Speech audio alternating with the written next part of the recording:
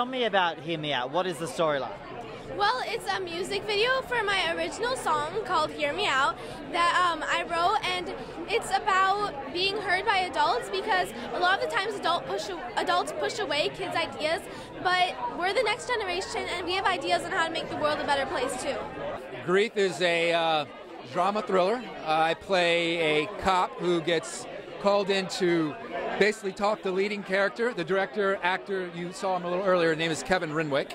And I basically have to talk his character out of committing suicide. Yeah, it's a pretty difficult and stressful scenario. Tell me about this film that you are the star of. It's called Supermom, and it's a short film, and it's about this mother and child, with this family in particular, and it's really just how the child sees her mom, and she may or may not have superpowers in real life. That's yet to be seen, but you know, us as kids looking at our parents, especially our moms, they're superheroes, so, you know. Describe the music video for me. Talk me through it if you've never seen it before. So basically, I'm a little girl who dreams about flying a plane, who lives in an airplane hangar, and she tries to fix this plane and she tries to fly it and she can't get it, and then she finally gets it and she gets to just soar in the sky and fly, and yeah. Tell me about the movie. Give me the storyline. Maybe 15 seconds or less. Yeah, so it's called Being Black Enough for How to Kill a Black Man. It's about a young black guy who grows up in a white neighborhood. He's ridiculed for not being black enough, so he goes to the hood with his gangster cousin to learn what it means to be black, and he gets in trouble with drugs, gangs, and eventually confronts the police. Tell me about the storyline. What is this movie about? This movie is about a girl who manipulates people into giving her a place to stay, and then she falls for one of them, and it's about how far she'll go to protect her secrets. Tell me about the film. Sell it to me, Mother. Well, yeah, I'm going to let this guy handle it. Hair director. I feel like I should be pretty good at it by now. This is a Western period piece involving a love triangle. And Abby plays a character named Jo who basically returns to her hometown seeking vengeance against the corrupt lawman who she believes murdered her lover. That was pretty good. That was just the IMDb synopsis, I think.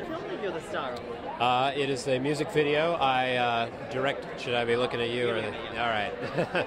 I directed, and I'm also the artist of the music video. And it's called "Don't Feed the Party Animal."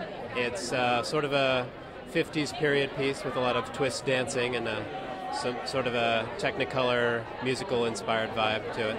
So you tell me the storyline. What is this about? Yeah, it's Charlie versus Goliath. It's about this guy right here, Charlie Hardy, and he's a former Catholic priest.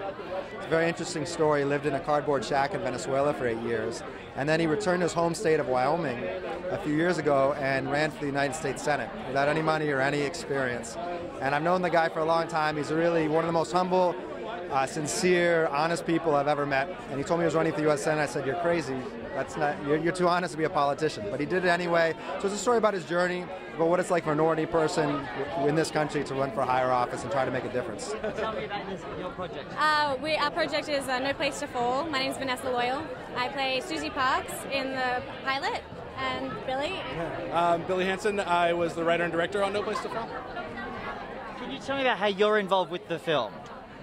3,257 days ago, I left my son in my car at work, and he died. And I was arrested and had a trial. And through the course of that, this lady contacted me, and she read a little bit about the story, and out of the blue called me and said, "We have to do something. I'm so moved by your story."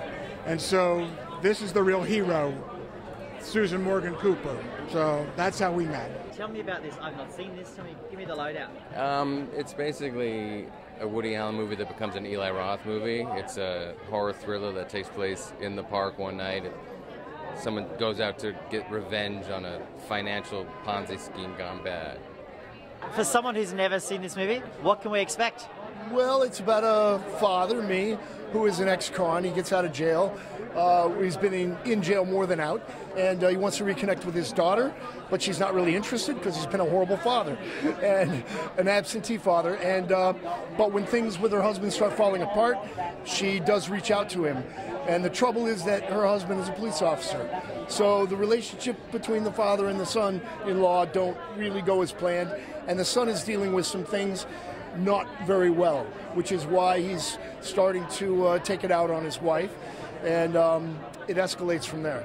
My name is Elena Beuca. I am the director, producer, and the lead actress in D-Love. And this... I'm D-Love. He is the D-Love.